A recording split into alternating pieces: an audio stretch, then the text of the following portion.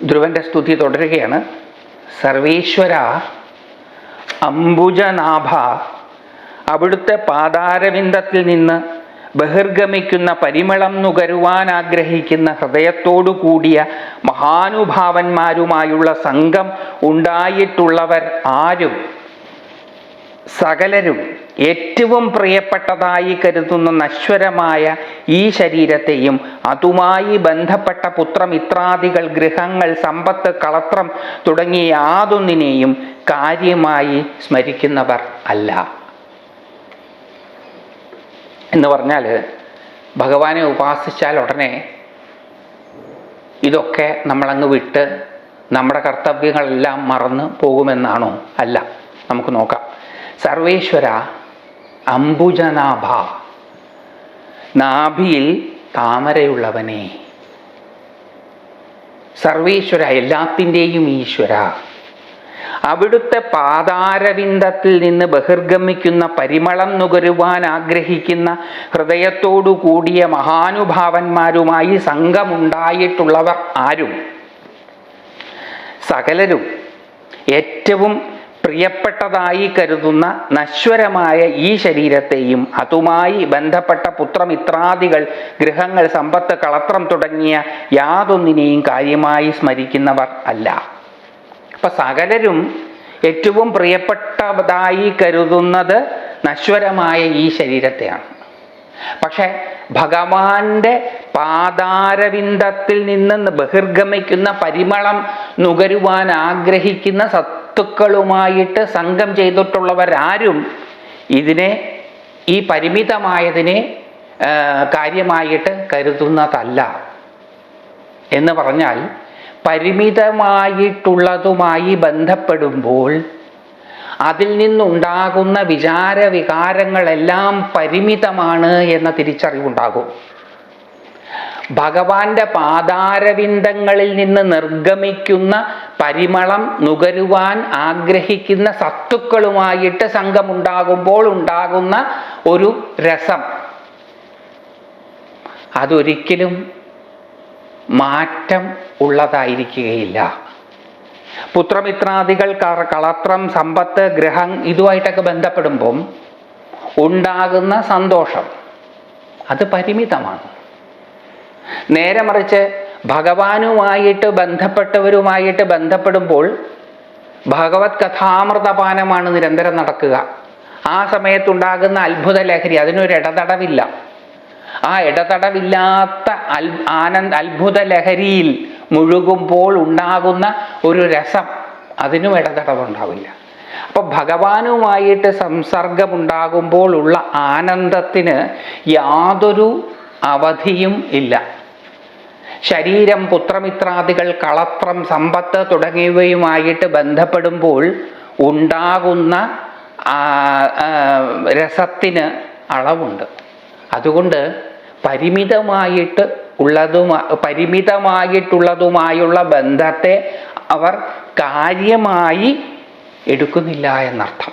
എന്ന് പറഞ്ഞാൽ അതിൻ്റെ അർത്ഥം അവരുടെ കർത്തവ്യങ്ങളൊന്നും നിർവഹിക്കുന്നില്ല എന്നല്ല. ഈശ്വരോന്മുഖരായി ചരിക്കുന്നവരാരും അവരുടെ കർത്തവ്യങ്ങൾ നിർവഹിക്കുന്നില്ല എന്നുള്ളതല്ല. അതാണ് പരമപ്രധാനം എന്ന് കരുതുന്നില്ല എന്ന് മാത്രമേ ഉള്ളൂ. അതാണ് പരമപ്രധാനം എന്ന് കരുതാതെയും വേണ്ടത് ചെയ്യാൻ പറ്റും. അച്ഛനമ്മമാരോടുള്ള ഉത്തരവാദിത്വം, മക്കളോടുള്ള ഉത്തരവാദിത്വം, ഭാര്യാഭർത്താക്കന്മാരോടുള്ള ഉത്തരവാദിത്വം, ബന്ധുക്കളോടുള്ള ഉത്തരവാദിത്വം, അതൊക്കെ പ്രധാനമാണ് എന്ന് കരുതാതെ തന്നെ കൃത്യമായിട്ട് ചെയ്യാൻ സാധിക്കും. അത് പ്രധാനമായിട്ട് കരുതിയാൽ എന്താ ഉണ്ടാവുക എന്ന് പറഞ്ഞാൽ മനസ്സിന് ഉലച്ചിലുണ്ടാകും. ഈ പ്രപഞ്ചത്തിലെ പരിമിതമായിട്ടുള്ള ബന്ധമാണ് പരമമായത് എന്ന് ധരിക്കുകയാണെങ്കിൽ ആ ബന്ധത്തിലൂടെ സദാ മനസ്സ് വിക്ഷുബ്ധമായിരിക്കും. മനസ്സ് വിക്ഷുബ്ധമാകുമ്പോൾ ബുദ്ധി വേണ്ടതുപോലെ പ്രവർത്തിക്കില്ല.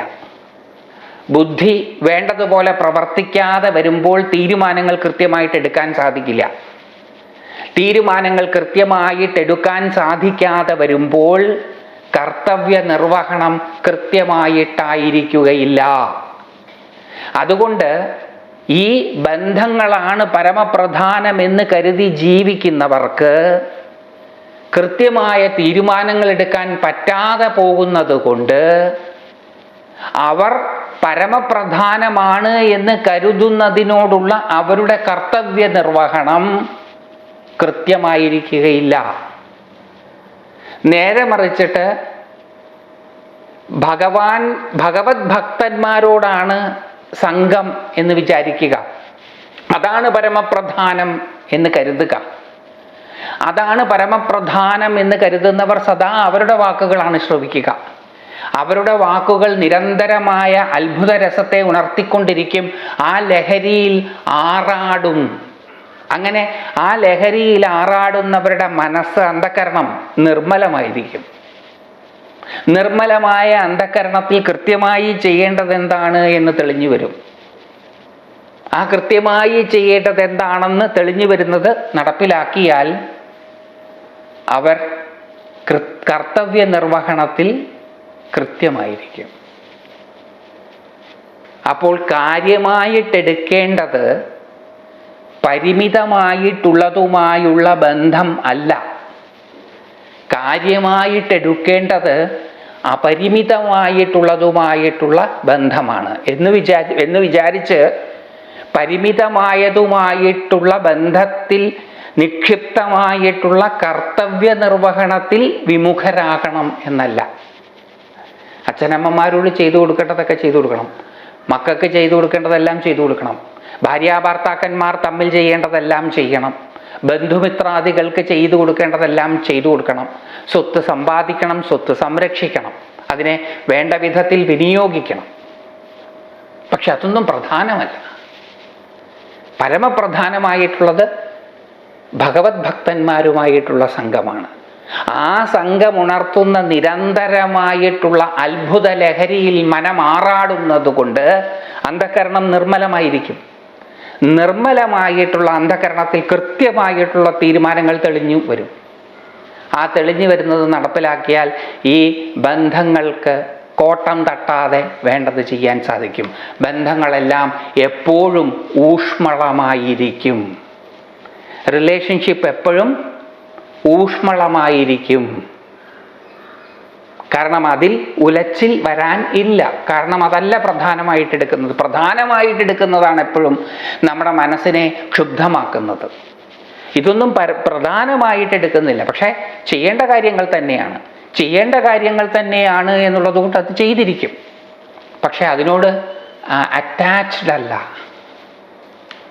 അതുകൊണ്ട് ഈ പ്രാർത്ഥന, ഈ ഭാഗം വളരെ പ്രധാനപ്പെട്ടതാണ്. അംബുജ സർവേശ്വര അംബുജനാഭ, അവിടുത്തെ പാതാരവിന്ദത്തിൽ നിന്ന് ബഹിർഗമിക്കുന്ന പരിമളം നുകരുവാൻ ആഗ്രഹിക്കുന്ന ഹൃദയത്തോടു കൂടിയ മഹാനുഭാവന്മാരുമായി സംഘമുണ്ടായിട്ടുള്ളവർ ആരും സകലരും ഏറ്റവും പ്രിയപ്പെട്ടതായി കരുതുന്ന നശ്വരമായ ഈ ശരീരത്തെയും അതുമായി ബന്ധപ്പെട്ട പുത്രമിത്രാദികൾ, ഗൃഹങ്ങൾ, സമ്പത്ത്, കളത്രം തുടങ്ങിയ യാതൊന്നിനെയും കാര്യമായി സ്മരിക്കുന്നവരല്ല. ഇവിടെ മറ്റൊരു കാര്യവും കൂടി വ്യാസഭഗവാൻ സൂചിപ്പിക്കുക, പൂർണ്ണമുക്തരായവരുമായിട്ടുള്ള സംസർഗം തന്നെ വേണം എന്നില്ല. ഭഗവാന്റെ പാതാരവിന്ദത്തിൽ നിന്ന് ബഹിർഗമിക്കുന്ന പരിമളം നുകരുവാൻ ആഗ്രഹിക്കുന്ന ഹൃദയത്തോടു കൂടിയ മനോഭാവന്മാരുമായിട്ടുള്ള സംസർഗം കൊണ്ടും ഇതെല്ലാം സാധിക്കും. പൂർണ്ണമുക്തരുമായിട്ടുള്ള സംസർഗം വളരെ നല്ലത്. അത് സാധിച്ചില്ലെങ്കിൽ ഈശ്വരോന്മുഖരായി ചരിക്കുന്നവരുമായിട്ടുള്ള സംസർഗത്തിന് ആഗ്രഹിക്കുക. ആഗ്രഹം നടപ്പിലാക്കി തരുന്നത് ഭഗവത് അനുഗ്രഹമാണ്. അപ്പം അത് സാധിക്കുകയാണെങ്കിൽ ഈ ഉലച്ചിൽ കൂടാതെ കർത്തവ്യ നിർവഹണത്തിന് തീർച്ചയായിട്ടും സാധിക്കും.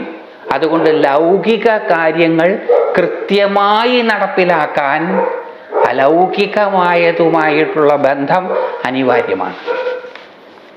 അദ്ദേഹം പിന്നെയും തുടരുകയാണ്. മൃഗങ്ങൾ, വൃക്ഷങ്ങൾ, പക്ഷികൾ, ഉരകങ്ങൾ, ദേവന്മാർ, അസുരന്മാർ എന്നിങ്ങനെ പല രൂപത്തിലും പല സ്വഭാവത്തിലുമുള്ള സൃഷ്ടികൾക്കെല്ലാം ആധാരമായും ഭൂമി തുടങ്ങിയുള്ള പഞ്ചമഹാഭൂതങ്ങൾക്കും ശബ്ദം മുതലായ തന്മാത്രകൾക്കും മഹത്തത്വം തത്വം തുടങ്ങിയവയ്ക്കും ആശ്രയമായും സ്ഥിതി ചെയ്യുന്ന അങ്ങയുടെ സ്ഥൂല രൂപത്തെ മാത്രമേ എനിക്കറിയാവൂ.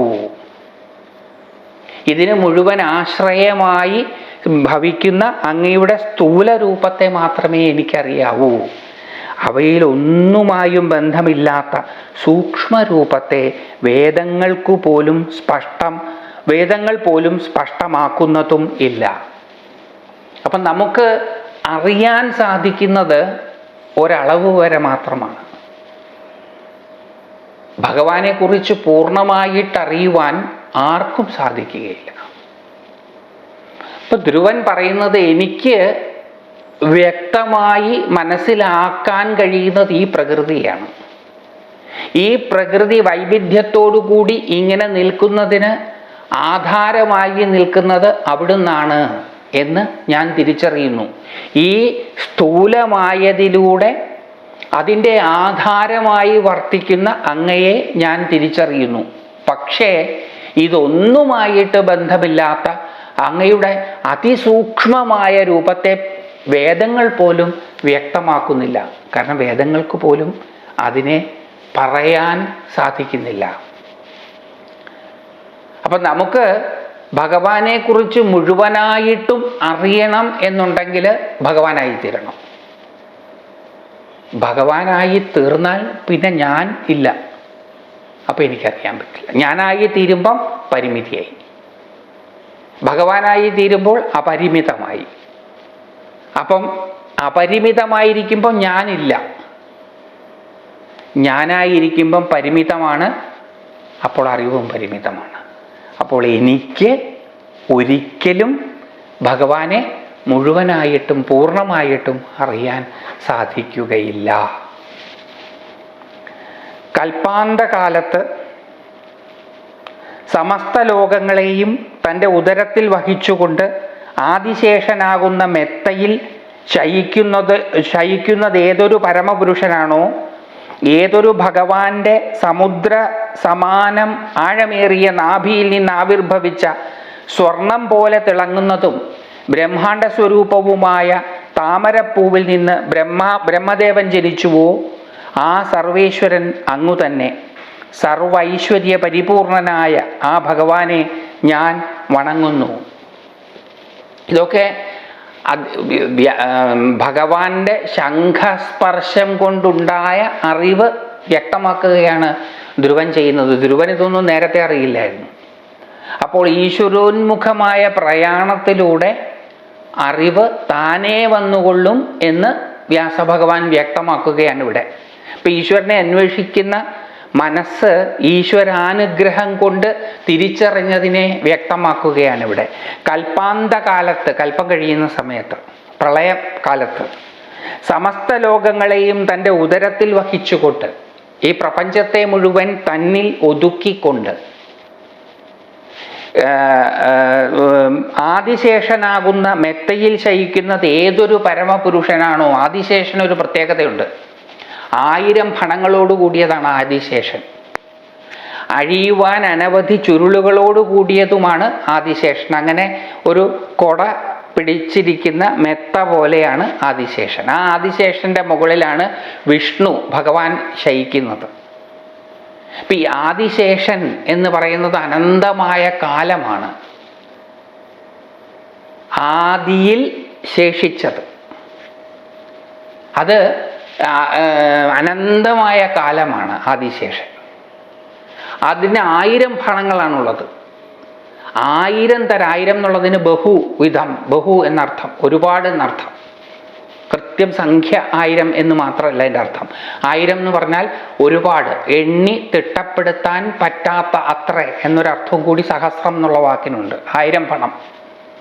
അപ്പോൾ ആ 1000 ഫണങ്ങൾ ഉണ്ട് ആദിശേഷന്. അതായത് അനന്തമായതിന്, സമയത്തിന്. അതിൻ്റെ ചുരുളുകൾ നിവരുമ്പോൾ പലതരത്തിലാണ് അത് നിവരുന്നത്. തല കൊണ്ടാണ് ഈ ലോകത്തെ അറിയുന്നത്. അപ്പം അനവധി തരത്തിൽ ലോകം ചുരുളഴിയുകയാണ്. ഇനി ചുരുളഴിയാൻ എത്രയുണ്ട് എന്നുള്ളത് ആർക്കും നിശ്ചയമില്ല, അനന്തമാണത്. ആ അനന്തമായ കാലത്തെ മെത്തയാക്കി ഭഗവാൻ ഈ പ്രപഞ്ചത്തെ മുഴുവൻ ഉൾക്കൊണ്ടുകൊണ്ട് ശയിക്കുകയാണ്.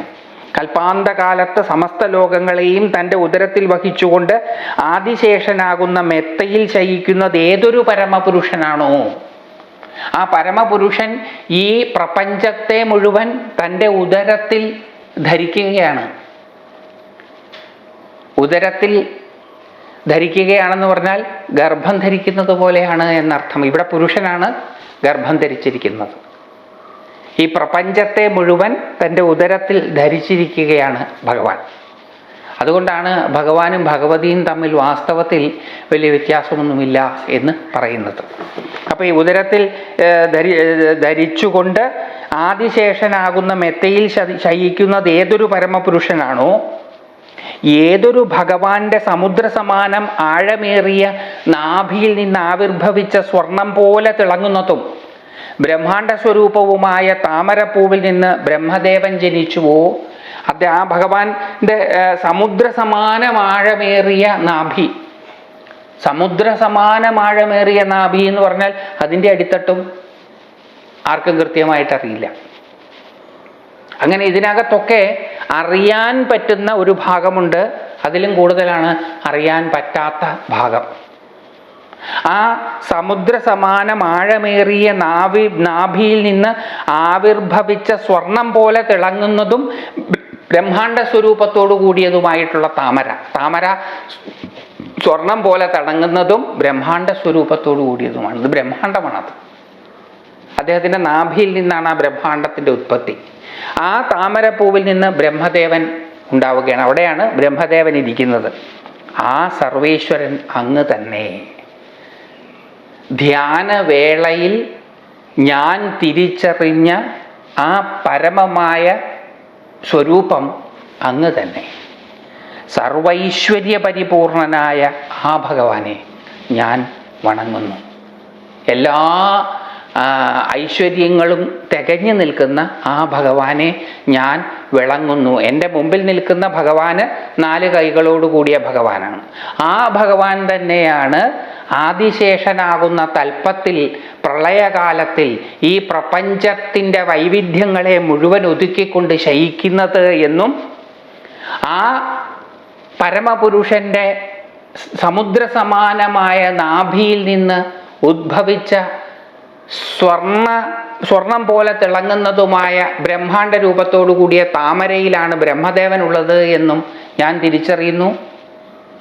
ഇത് രണ്ടും വാസ്തവത്തിൽ രണ്ടല്ല, ഒന്ന് തന്നെയാണ് എന്നും ഞാൻ മനസ്സിലാക്കുന്നു.